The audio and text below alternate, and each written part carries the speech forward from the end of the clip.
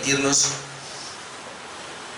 estar en este lugar esta noche, poder compartir la palabra del Señor, hermanos. Y continuamos después de casi un mes de haber parado, pero volvemos otra vez a retomar y continuamos con el estudio que hemos venido trayendo acerca del libro de los Hechos, o los Hechos de los Apóstoles. Y vamos a comenzar, hermanos, a mirar el capítulo número 9. Allá hemos visto 17 mensajes y hemos visto todo lo que tiene que ver con el bosquejo, el esquema del libro de los Hechos. Hechos 1:8. Pero recibiréis poder cuando haya venido sobre vosotros el Espíritu Santo y me estaréis testigos en toda Jerusalén. Lo hemos visto todos los primeros capítulos, toda Jerusalén, en Samaria, habíamos visto, y Judea, Samaria, el capítulo número 8, específicamente esa parte, y luego vamos a mirar hasta lo último de la tierra. Todavía, aunque hoy vamos a mirar la primera parte de la conversión del apóstol Pablo, de todas maneras, el apóstol Pablo va a ser ahora, a partir de ahora, el personaje principal. Falta todavía la conversión de Cornelio, Hechos capítulo 10, y luego miraremos 11, ese reporte de Cornelio, de Pedro, de la conversión de Cornelio, y luego ya miraremos cómo el apóstol Pablo toma el centro en el libro de los Hechos, todos los demás capítulos que faltarían. Pero el evangelista Lucas, que es el autor, nos permite ver la conversión del apóstol Pablo, y entonces por eso en el capítulo 9 comienza a dedicarle esta parte de la conversión. Vamos a mirar, hermanos, los primeros 9 versículos hoy, si Dios nos da la gracia. Hechos capítulo 9, versículo 1, dice: Saulo, respirando aún amenazas y muerte contra los discípulos del Señor, vino al sumo sacerdote y le pidió cartas para las sinagogas de Damasco, a fin de que si hallase algunos hombres o mujeres de este camino, los trajese presos a Jerusalén. Mas yendo por el camino, aconteció que al llegar cerca de Damasco, repentinamente le rodeó un resplandor de luz del cielo, y cayendo en tierra oyó una voz que le decía: Saulo, Saulo, ¿por qué me persigues? Él dijo: ¿quién eres, Señor? Y le dijo: yo soy Jesús, a quien tú persigues. Dura cosa te es dar coces contra el aguijón. Él, temblando y temeroso, dijo: Señor, ¿qué quieres que yo haga? Y el Señor le dijo: levántate y entra en la ciudad, y se te dirá lo que debes hacer. Y los hombres que iban con Saulo se pararon atónitos, oyendo a la verdad la voz, mas sin ver a nadie. Entonces Saulo se levantó de tierra, y abriendo los ojos no veía a nadie. Así que, llevándole por la mano, le metieron en Damasco, donde estuvo 3 días sin ver, y no comió ni bebió. Ninguna conversión en la Biblia ha sido tan significativa como la del apóstol Pablo. Tanto que el evangelista Lucas tiene la oportunidad de registrar esta conversión en 3 episodios. Aquí lo está narrando él, luego permite que Pablo lo haga en Hechos capítulo 22 y luego en Hechos capítulo 26 también. Eso lo vamos a ver más adelante. Así que es impresionante esta conversión, juntamente como vamos a ver, y es uno de los judíos, digamos que uno de los principales judíos aquí, porque Pablo, siendo judío, también ciudadano romano, pero también judío, él entonces aquí tiene ese encuentro llamado por el Señor para que él sea ahora el apóstol de los gentiles. Posteriormente vamos a ver la conversión de Cornelio también, que es impresionante la manera como un primer gentil también es convertido. En nuestro tema de hoy vamos a mirar 3 cosas breves acerca de la conversión del apóstol Pablo. Sería su vida antes de su conversión, el momento de su conversión y su perplejidad después de su conversión. El otro día miraremos la manera como él se entrega, o el servicio de esa conversión. Vamos a mirar acá Ahora lleguemos al capítulo 26, de pronto allí ampliaremos un poco más porque siempre me gusta ver ese testimonio que da el apóstol Pablo, porque nos sirve a todos de alguna manera, porque tenemos que tener un testimonio. Antes de entrar allí y de ver estos 3 puntos de la conversión del apóstol Pablo, hay muchas personas, hermanos, que han dicho que esta conversión del apóstol Pablo es única, es espectacular, con todas aquellas cosas extraordinarias que tiene, por lo tanto no es una conversión que se deba tomar como modelo. Otros dicen no, se debería tomar como modelo esa conversión del apóstol Pablo, y con todo lo que allí implica debería ser y de esa manera sería una conversión genuina. ¿Qué podemos decir nosotros y qué es lo que vamos a tratar de ir viendo, hermanos? Si bien es cierto que es espectacular y que es única esta conversión del apóstol Pablo, hay unos elementos allí que vamos a tratar de ver. Pido a Dios que me ayude a verlos, pues no los escribí, pero poder ver esos elementos que tienen que ver con una conversión genuina, obviamente, y que cada uno de nosotros debió o debe experimentar. Es lo que yo puedo ver después de mirar varias veces este pasaje, de estudiarlo. Creo que serían aspectos de una conversión genuina, ya que hoy día, pues lamentablemente, la mayoría de la gente nos enseñó o están enseñando, cristianos, que la conversión hoy es a través de una oración de fe. Entonces muchas veces, bueno, ¿y cómo sabemos de que usted realmente ha sido convertido? ¿No? Porque hizo una oración de fe en determinado momento. Hay otras personas, y en una de las iglesias que yo estuve, donde nos decían a nosotros, para saber usted que realmente ha sido convertido, usted debe tener un pasaje, debe tener un texto en la escritura, debe buscar un pasaje en el cual Dios le haya hablado a su corazón. Y si usted ya tiene ese pasaje, ese es el pasaje o ese es el versículo de la experiencia suya, y entonces usted a partir de ahí puede estar seguro de que es convertido. Pero hermano, ¿cómo hacemos nosotros para saber si realmente una persona ha sido convertida? Por eso yo digo que los elementos aquí que vamos a ver nos van a ayudar a entender si realmente hay una conversión genuina, porque no es lo que hagamos en determinado momento, una oración de fe. No es que en determinado momento alguien vino y oró por nosotros. No es que en determinado momento entonces alguien le dijo, no, usted tiene que tener un versículo, y usted bregó hasta que encontró un texto por allá, y ese texto le habló a su corazón, y ya con eso usted se convenció de que realmente era convertido. No, hay unos elementos aquí, hermanos, que yo creo que, aunque no va a ser de la misma manera, pero esos elementos nos van a mostrar realmente si fuimos o no convertidos en determinado momento. Ya vamos a mirar primero, y es su vida antes de su conversión, la conversión del apóstol Pablo. Y esto porque nosotros todos tuvimos una vida antes de ser convertidos, y obviamente esa vida es tan clara que se tiene que tener y se debe relatar en determinado momento. Pero tiene que haber un antes de la conversión, y eso tiene que ser. Así como tiene que haber un momento específico en la conversión y tiene que haber un después, que es lo que hablamos de un testimonio público, eso se tiene que evidenciar. Si no hay un antes, hermano, ¿cómo entonces voy a estar seguro de que hubo un momento de la conversión? Y si no hay un después, ¿cómo yo sabré de ese momento? Es más, es muy importante entender eso, porque la vida tuvo que tener un cambio, y un cambio dramático, como lo vamos a ver acá. Entonces, su vida antes de su conversión. ¿Quién era Pablo antes de ser convertido? Versículos 1 y 2, capítulo 9, ahí nos lo dice. Saulo, bueno, comienza diciendo Saulo, obviamente después él se cambia el nombre por Pablo, pero realmente el nombre de Saulo aquí es el nombre de Saúl, y es el mismo nombre, es un nombre hebreo, es decir, el significado es hebreo. Saulo, hebreo, de la misma expresión de Saúl. Algunos dicen que puede ser una combinación aramea también allí. Pero ya Pablo es el nombre griego, ¿no? Que es lo que por eso se va a mirar. Así que el nombre no hay ningún problema. Es el mismo Saulo acá, Pablo acá en hebreo, acá en griego. No hay problema. Saulo, respirando aún amenazas y muerte contra los discípulos del Señor, es el trabajo que tenía, vino al sumo sacerdote y le pidió cartas para la sinagoga de Damasco, a fin de que si hallase algunos hombres o mujeres de ese camino, los trajese presos a Jerusalén.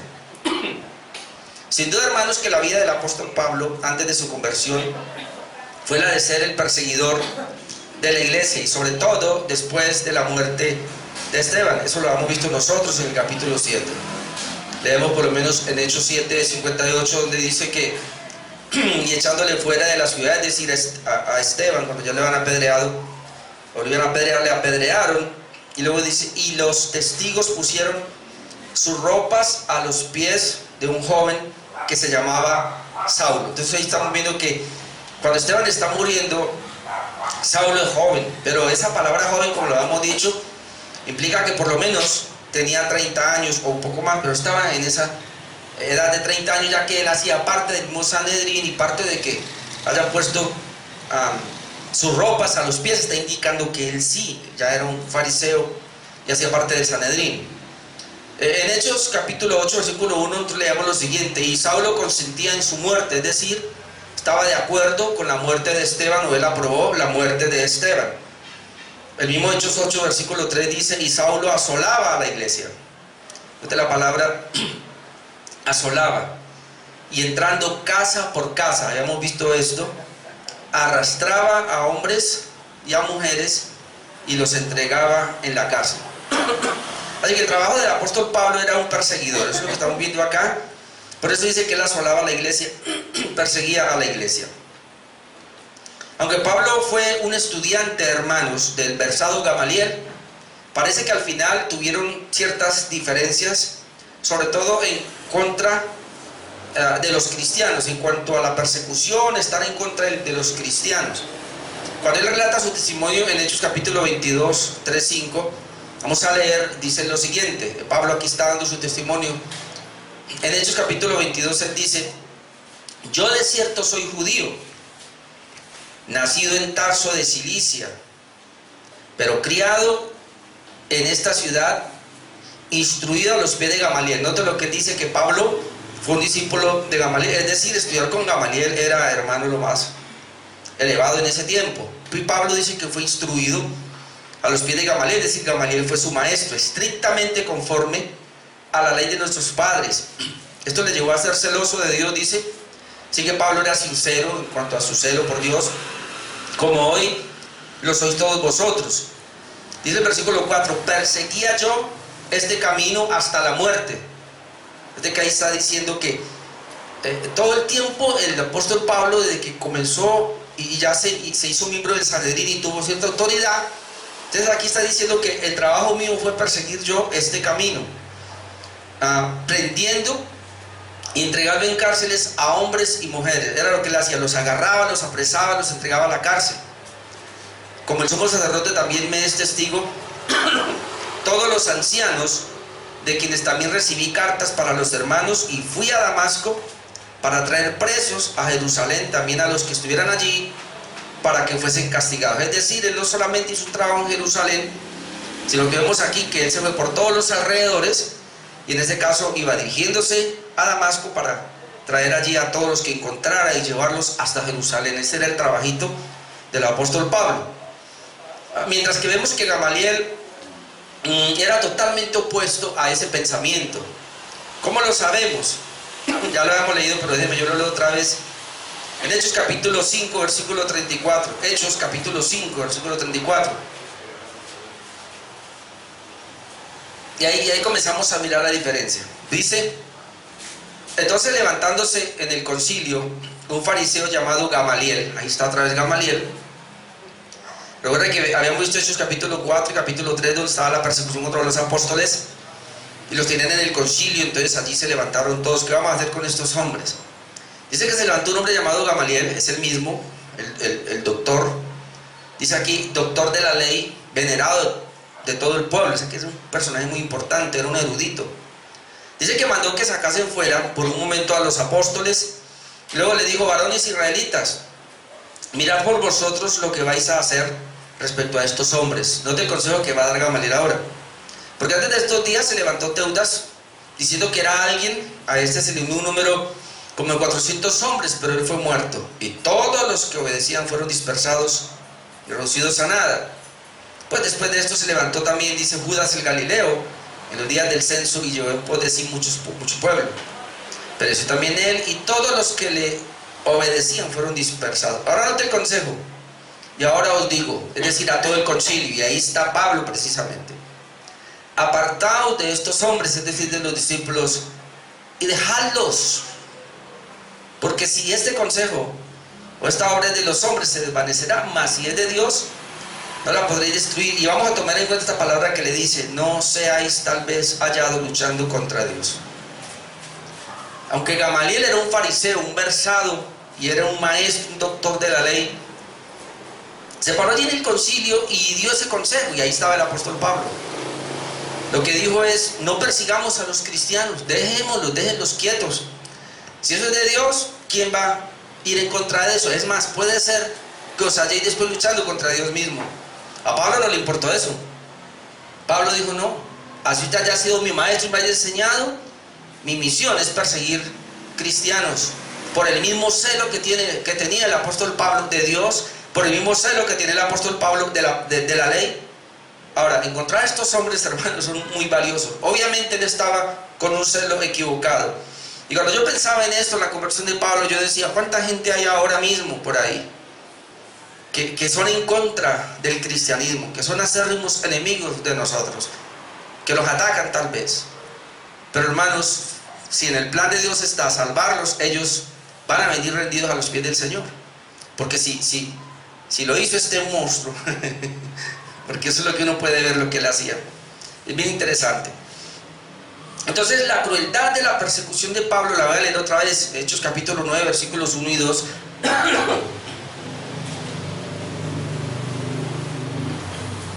Note cómo lo presenta. Saulo respirando aún amenazas y muerte contra los discípulos del Señor. Ahí los discípulos del Señor, ahí es toda la iglesia.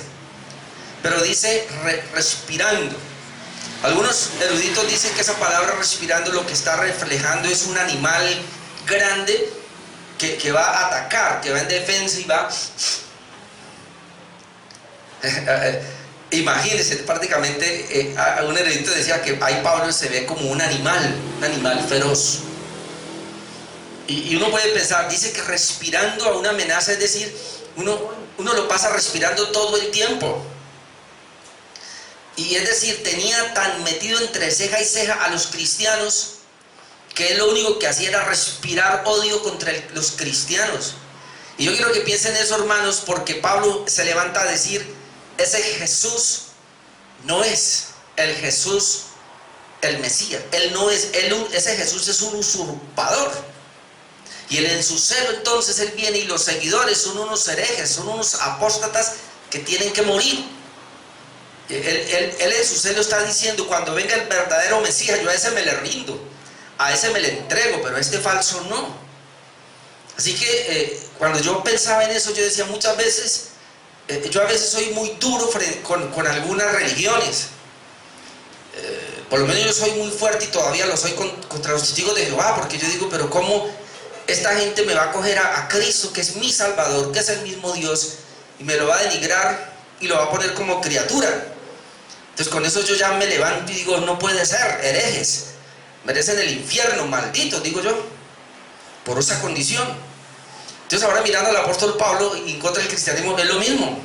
Él tiene un celo, está equivocado obviamente, está errado, pero él tiene un fervor, tiene un celo, respirando aún amenazas y muerte. No solo amenazas, no se amenazaba, sino que mataba.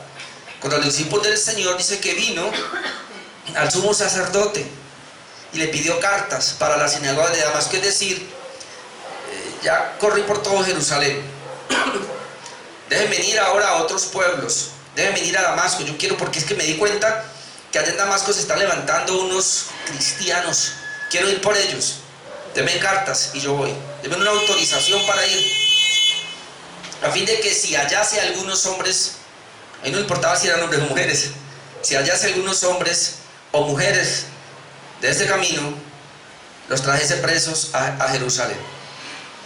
Entonces, ese respirar es un odio, ¿no? Eso es, digamos que prácticamente lo que yo veía era que la vida estaba dedicada a eso. No pensaba, me imagino que dormía, se despertaba pensando en eso, como cuando usted tiene algo en mente, eso no se le quita, el pensamiento está todo el tiempo, está en eso. Así es Pablo, ahí está. También nos dice aquí que, bueno, si encuentro hombres o mujeres de este camino, la palabra de este camino es porque a los primeros cristianos comenzaron a llamarlo de esa manera.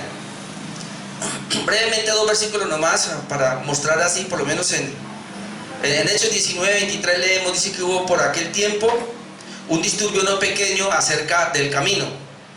Hechos 19:23, es decir, el camino se le llamaba a los cristianos. En Hechos 24:14 leemos, pero esto te confieso que según el camino que ellos llaman herejía, así sirva al Señor, al Dios de mis padres, dice Pablo. Y Hechos 24:22 dice, entonces Félix, oídas estas cosas, estando bien informado de este camino, les aplazó. Es decir, a los primeros cristianos comenzaron a llamarles los del camino o el camino. Y muchos eruditos creen que se refiere a las palabras que Jesús dijo en Juan 14:6. Yo soy el camino. Entonces por eso comenzaron a llamarlos los del camino. Entonces Pablo iba a buscar a esas personas de una manera cruel. Bueno, esa era su vida. Obviamente más adelante la vamos a seguir mirando. Pero pasemos al segundo punto, el momento de su conversión. Versículos 3 al 7. Hechos capítulo 9, versículo 3 al 7, el momento de su conversión. Vuelvo y reitero, la conversión del apóstol Pablo sin duda que es única, hermanos. Uno no encuentra otra conversión de esta manera. Y por eso el hecho de que sea única con todo lo que ocurrió no quiere decir que no dé enseñanzas, hay principios que podemos aprender allí que yo quiero que los miremos. Lo primero que encontramos aquí en el momento de su conversión es que esa furia que tenía el apóstol Pablo de ir a perseguir a los cristianos, Dios se le aparece y lo frena. Dios tiene que frenar la vida del apóstol Pablo. ¿Y cómo lo frena? Versículo 3. Hay un resplandor de luz. Dice, versículo 3, mas yendo por el camino, aconteció que al llegar cerca de Damasco, ni siquiera llegó a Damasco, para donde iba. Al llegar cerca de Damasco, dice que repentinamente, en Hechos 22 nos dice que era mediodía. Dice que repentinamente lo rodeó un resplandor de luz del cielo. Si es mediodía, como dice Hechos 22, el sol estaba totalmente resplandeciente. Así que si en ese sol resplandeciente dice que resplandece una luz del cielo, fue mucho mayor, fue más potente. Ese resplandor fue mucho mayor que el del sol. Por lo tanto entendemos que es la misma presencia de Dios, que la gloria de Dios la que le aparece en el camino y lo detiene. Me llama la atención aquí lo que dice, mas yendo por el camino. Ahora sabemos nosotros que era el camino que lo conducía a Damasco para él allí hacer su tarea, su labor.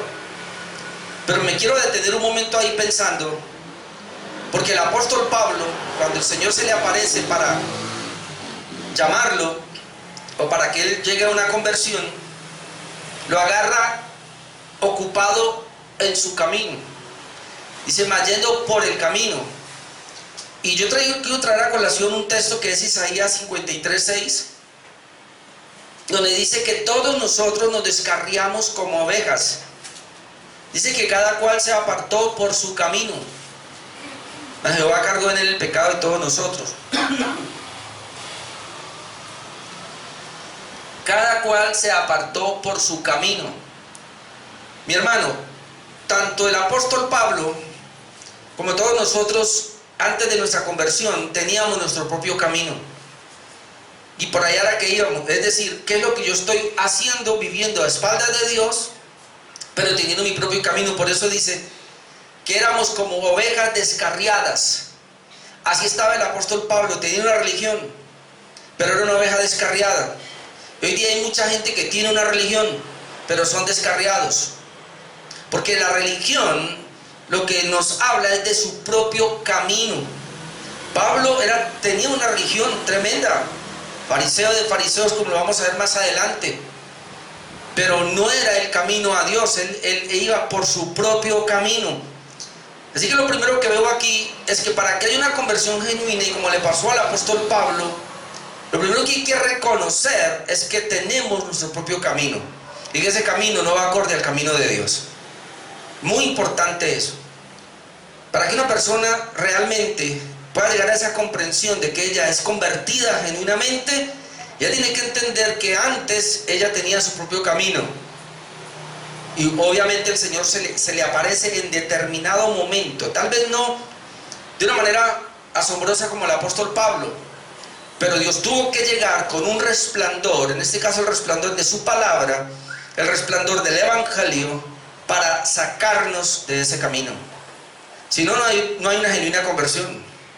Y eso es lo que yo quiero comenzar a mirar en esta situación con el apóstol Pablo, porque dice que cuando él iba por el camino, es decir, ocupado en lo suyo, y es muy importante aquí porque, hermanos, para nada Pablo estaba buscando a Dios, para nada Pablo estaba en pos de Cristo, quería cambiar su vida, para nada. Y esto es muy importante entender eso, porque los genuinos convertidos, ellos no están buscando a Dios. Es más, una persona es genuinamente convertida cuando nos pasa como le pasó al apóstol Pablo, que el Señor es el que viene a buscarlo y Él es el que se encuentra con Él, y Él es el que de alguna manera viene a entorpecer su camino, su vida, para cambiarlo, para sacarlo de ahí.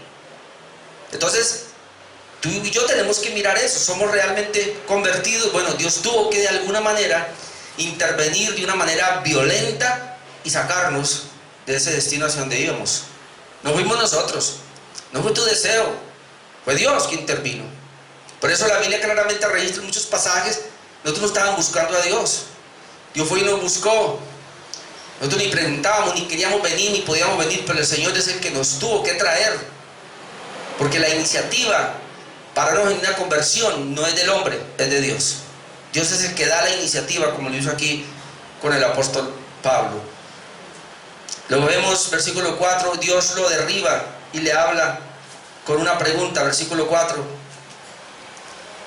Dice, y cayendo en tierra, mira el resplandor de luz, y luego dice, y cayendo en tierra, oyó una voz que le decía, Saulo, Saulo, ¿por qué me persigue? Me llama la atención aquí porque la Biblia registra que no solamente Pablo, sino todos cayeron en tierra.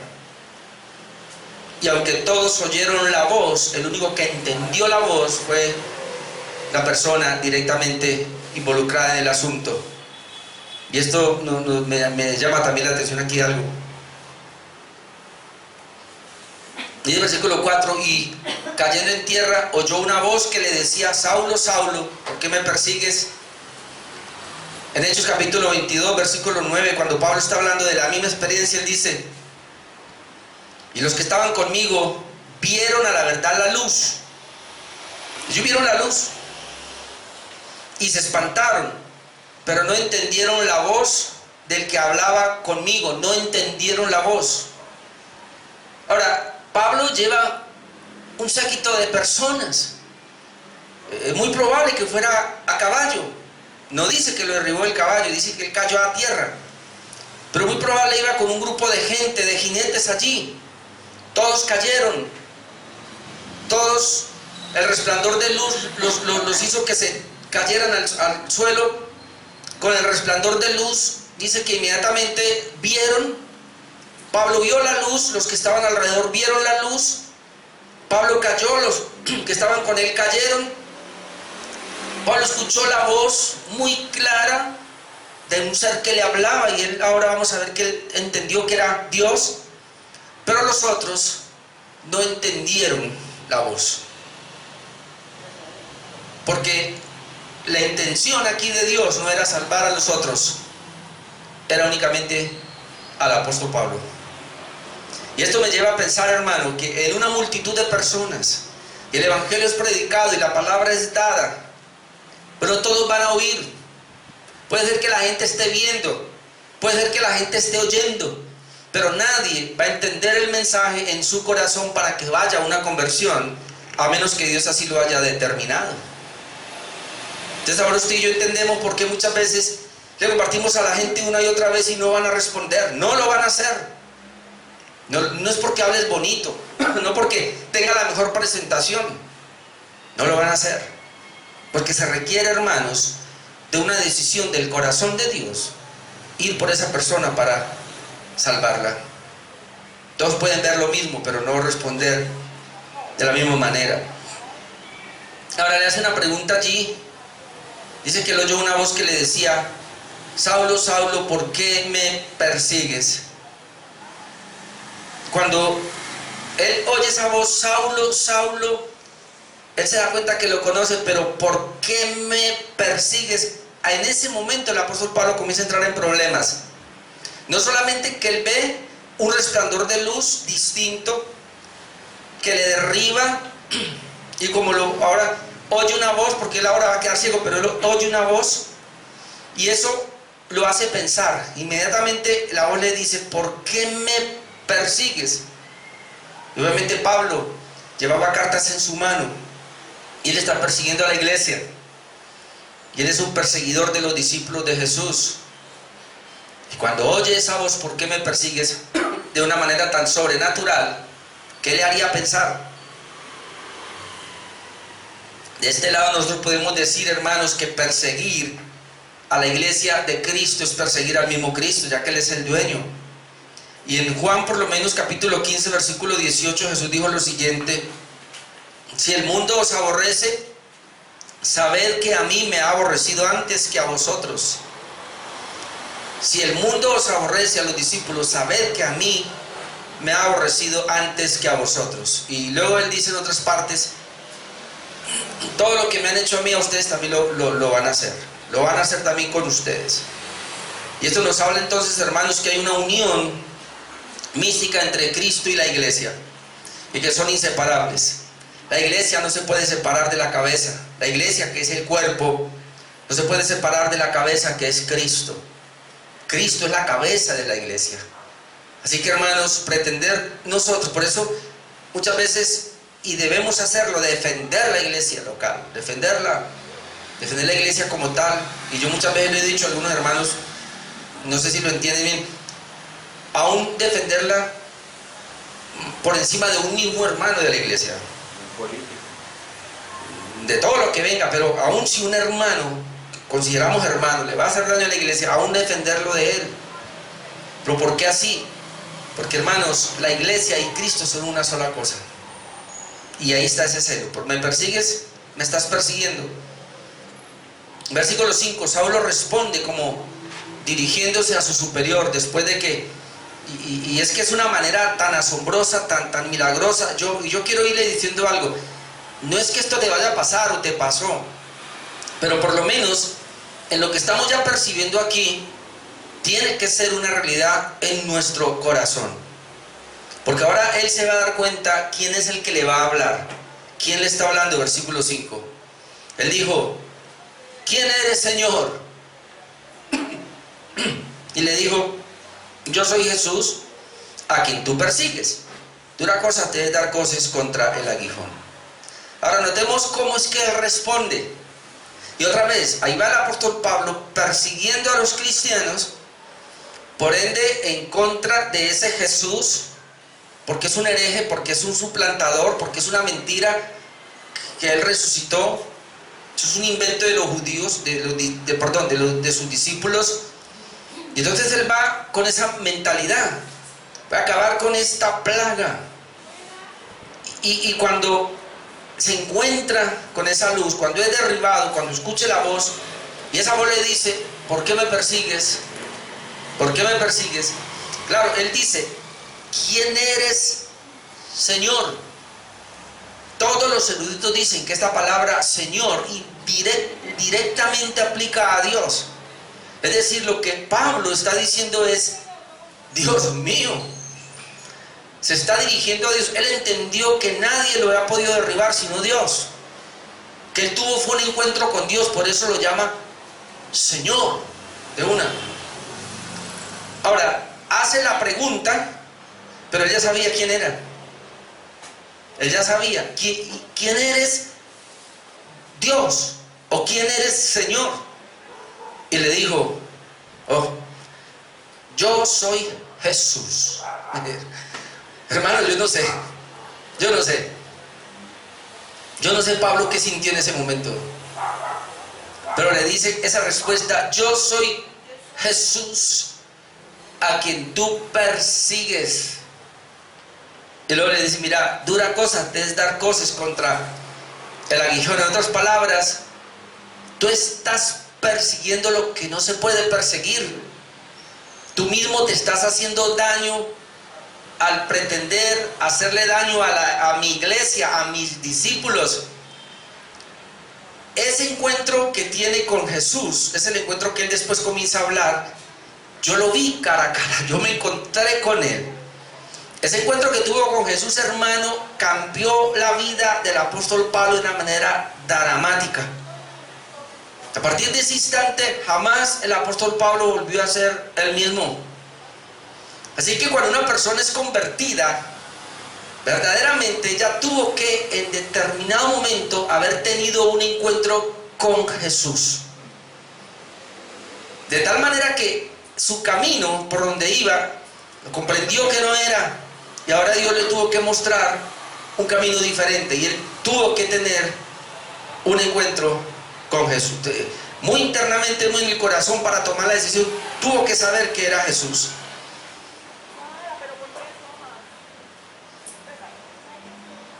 Yo puedo decir aquí algo, hermanos, porque cuando él pregunta: ¿y quién eres, Señor? Ok, entendemos que Pablo sabía que era Dios, y Pablo, ahora vamos a ver más fácil, Pablo lo conocía todo en el antiguo pacto. Sin embargo, él pensaba era en otro Mesías. Pero cuando él dice aquí, y él pregunta: ¿quién eres, Señor? Pudiéramos decir que la pregunta que tú y yo debemos hacernos todo el tiempo hasta el último día de nuestra existencia aquí abajo. La pregunta ¿quién eres? ¿Quién eres, Señor? Tenemos que hacernosla diariamente. Tenemos que hacernosla cuando vengamos al culto. Tenemos que hacernosla cada vez que leamos la Escritura, porque es la pregunta que nos va a ir respondiendo Dios de quién es Él. Y creo que lo más importante para el creyente es aprender a saber quién es Jesús, conocerlo a Él. Entonces esa pregunta, ¿quién eres, Señor?, no es un momento, no es temporal. Es una pregunta que debíamos hacernos todo el tiempo. ¿Y tú quién eres, Señor? Y Él va a comenzar a darse a conocer a nosotros a través de su palabra.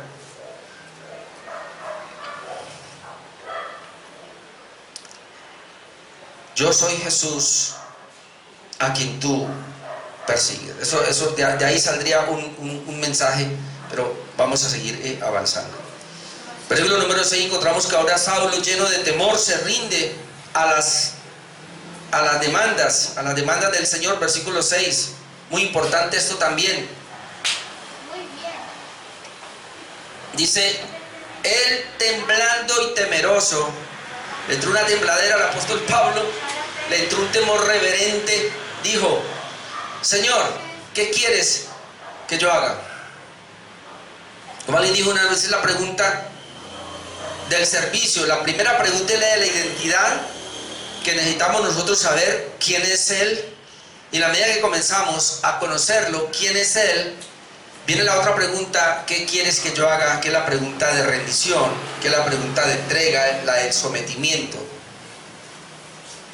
Ahora, si usted me pregunta a mí, ¿cómo sé que el apóstol Pablo tuvo una genuina conversión? Porque además de querer indagar quién es Él, como apenas supo que era Jesús, Él dice: ¿qué quieres que haga? Y así tiene que ser. No hay una genuina conversión, sino hay un genuino rendimiento a la voluntad de nuestro Señor. Si nos hemos convertido a Cristo, vamos a evidenciarlo por la rendición a Él. Entonces, esas dos cosas tienen que ir y marcar nuestra vida cristiana. Soy un cristiano porque cada día estoy conociendo quién es Él, y porque cada día me estoy rindiendo a sus pies. ¿Qué quiere que haga? Pero ¿cómo voy a decir yo que soy cristiano, que soy convertido, cuando hago mi voluntad y no la voluntad del Señor al cual se supone que me convertí?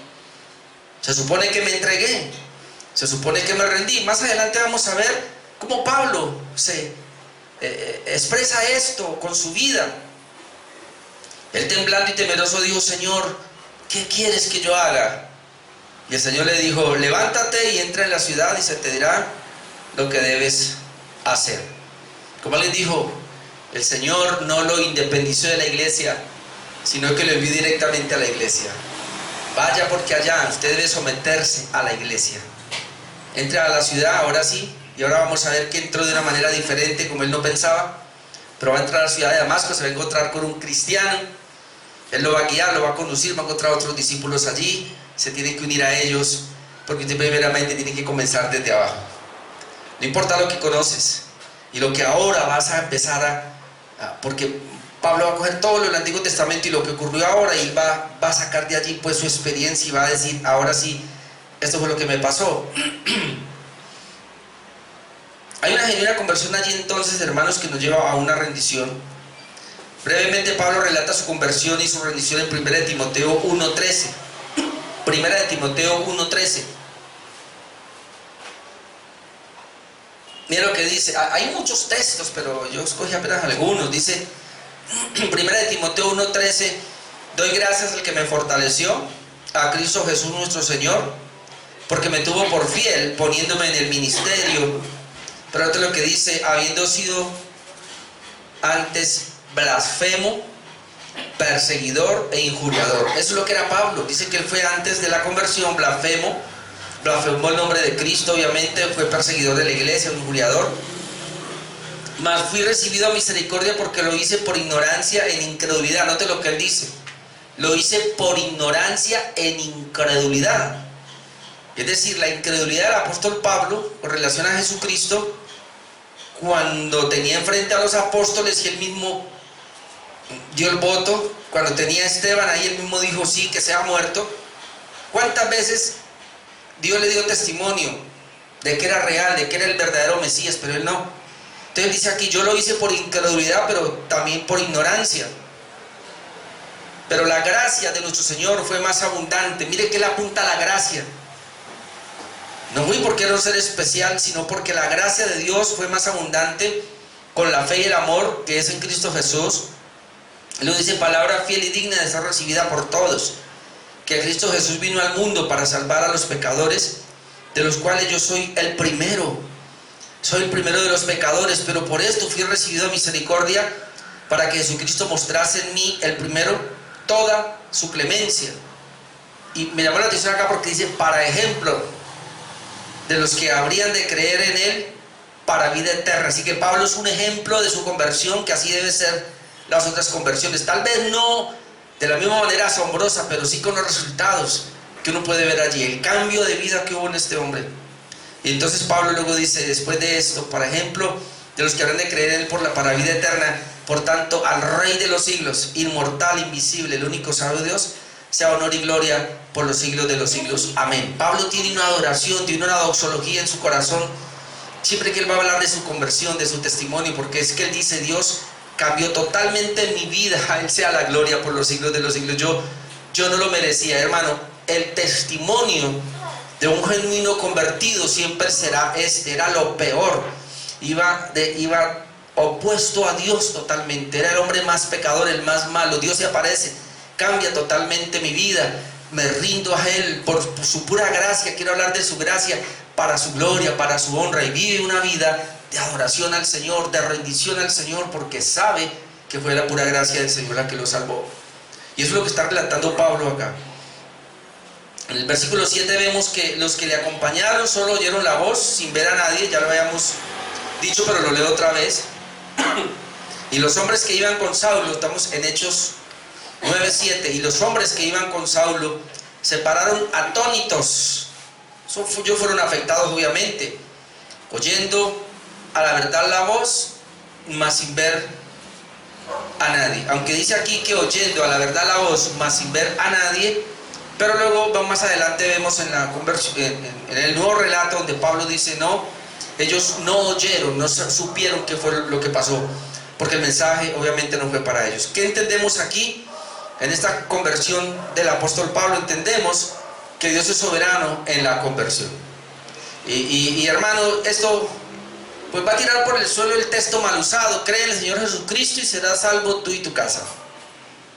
Porque la salvación es a nivel individual y Dios no va a no sé si lo haga eventualmente por ahí, pero Él no va a ir por familias como muchos creen.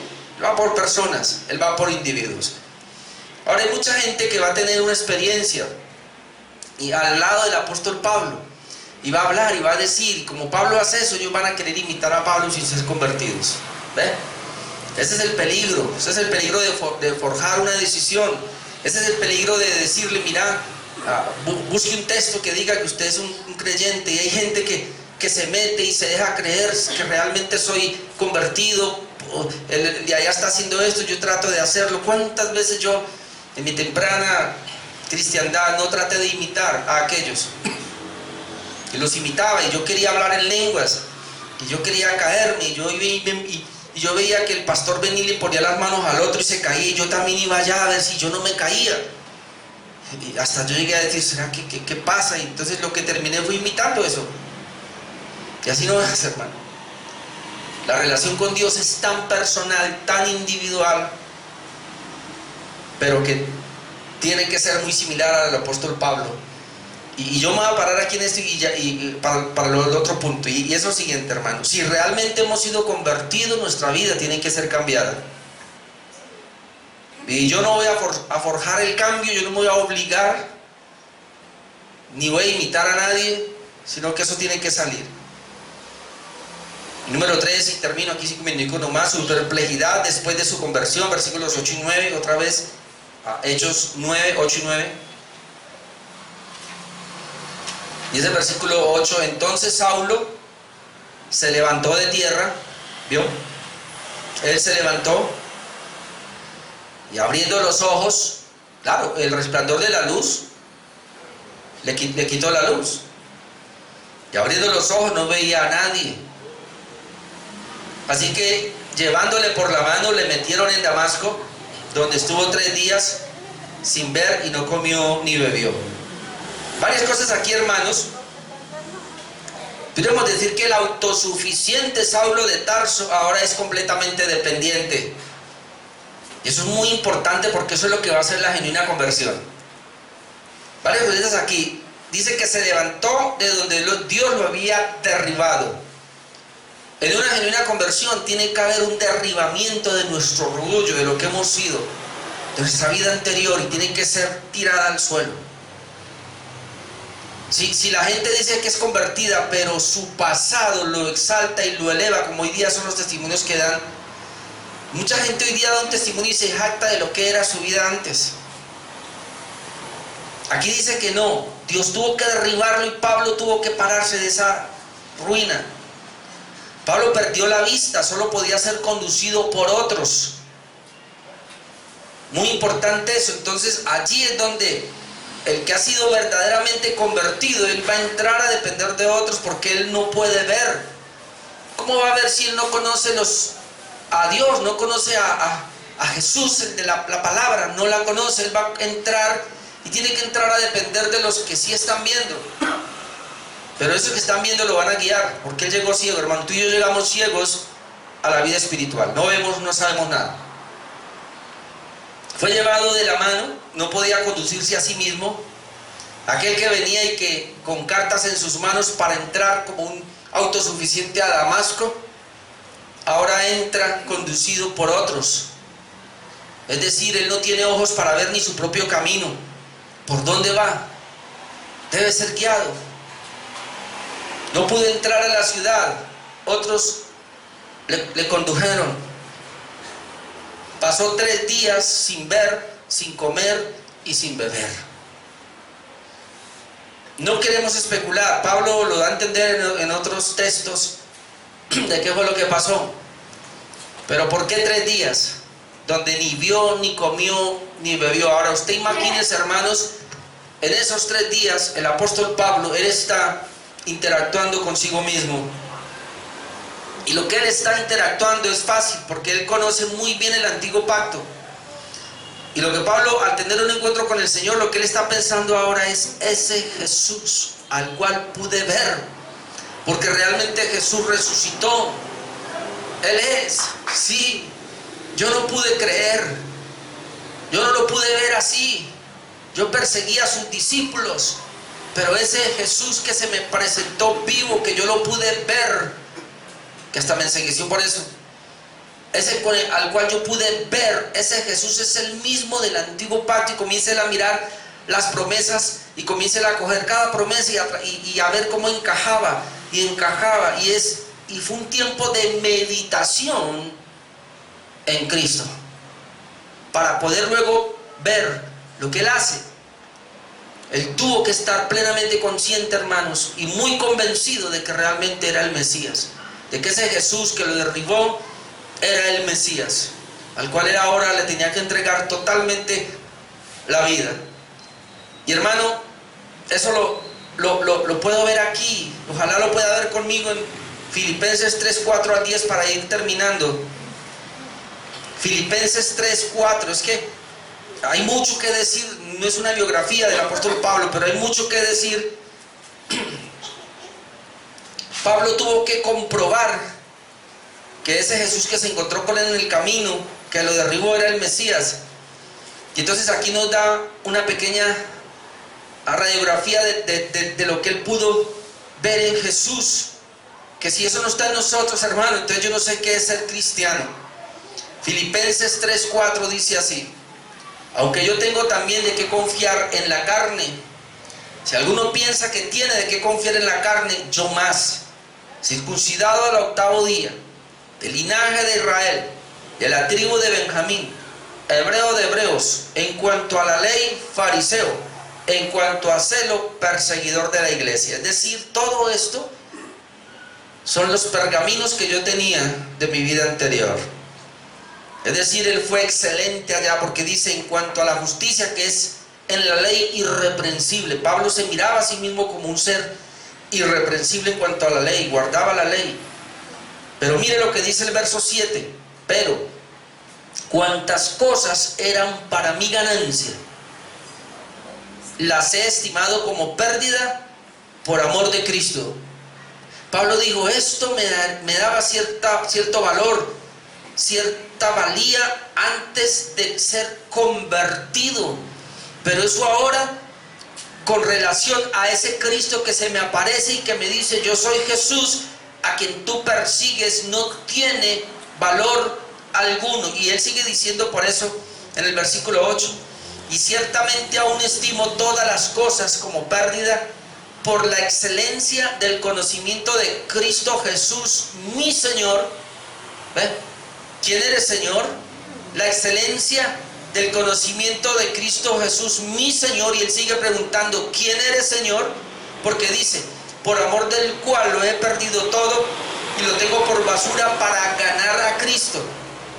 No es ganar a Cristo para la salvación acá, es ganar el conocimiento de Cristo. Es decir, hay una pérdida para ganar, hay una renuncia para obtener, hay un morir para tener vida, hay un menguar para poder crecer. Muchos de nosotros, y tú y yo tal vez no hemos avanzado más en nuestra experiencia con Jesús, porque todavía no podemos, como el apóstol Pablo, decir, todo eso para mí es basura, todo eso para mí es una pérdida. Lo que vale ahora para mí es el conocimiento de Jesús. Y por eso no me importa lo demás con tal de conocer a mi Jesús, a mi Salvador. Aquel que me encontró en el camino. Aquel que se apareció y le dio un vuelco total a mi vida. Aquel que me cambió, aquel que me ha transformado. A ese le debo la vida y a ese es que yo me voy a entregar de ahora en adelante sin titubeos. Lo demás no me importa. Versículo 9: y ser hallado en él, no teniendo mi propia justicia, que es por la ley, sino la que es por la fe de Cristo, la justicia que es de Dios por la fe, a fin de conocerle. Pablo no lo conoce, no, yo quiero conocerlo, a fin de conocerlo, hermano. Tú y yo no lo conocemos todavía, algunas cosas, hay algunos destellos, pero Pablo decía, y esos destellos de gloria que yo pude ver, puedo conocerlo aún más. Por eso este año, hermano, vamos a rendirnos a conocerlo más. Amén. No escatimar nada, hay que venir, hay que estar porque queremos conocerlo más. Y el poder de su resurrección y la participación de sus padecimientos, llegando a ser semejante a Él en su muerte. Eso es lo que quiero, decía Pablo, llegar a ser semejante a Él. Entonces, hermano, y ya concluyendo, ¿cómo sabemos que hay una genuina conversión y podemos rescatar de allí algunos puntos? Es que el Señor es el que nos ha buscado, Él se ha encontrado con nosotros, Él nos ha cambiado nuestra manera. Antes no queríamos, ahora sí creemos, pero Él ha comenzado a transformarnos de un deseo ardiente por saber quién es Jesús. Si hay eso en usted, hermano, usted es genuinamente convertido. Si en usted hay un anhelo por conocer más al Señor, si usted tiene un historial, un pasado que ya usted dejó que era su camino, pero si usted dice, yo estoy yendo a esta iglesia, pero no ha pasado nada, soy el mismo, hago lo mismo, antes de conocer al Señor hacía estas cosas, ahora que lo conozco voy a la iglesia, sigo haciendo lo mismo. ¿Qué conversión es eso? Ahí no hay cambios de nada, sigue siendo el mismo mentiroso, el mismo faltón, el mismo de todo, ahí no hay nada. Pero un genuino convertido, hermanos, va dejando acá y va conociendo al Señor y Él lo va transformando. Amén. Amén. Oremos. Amén.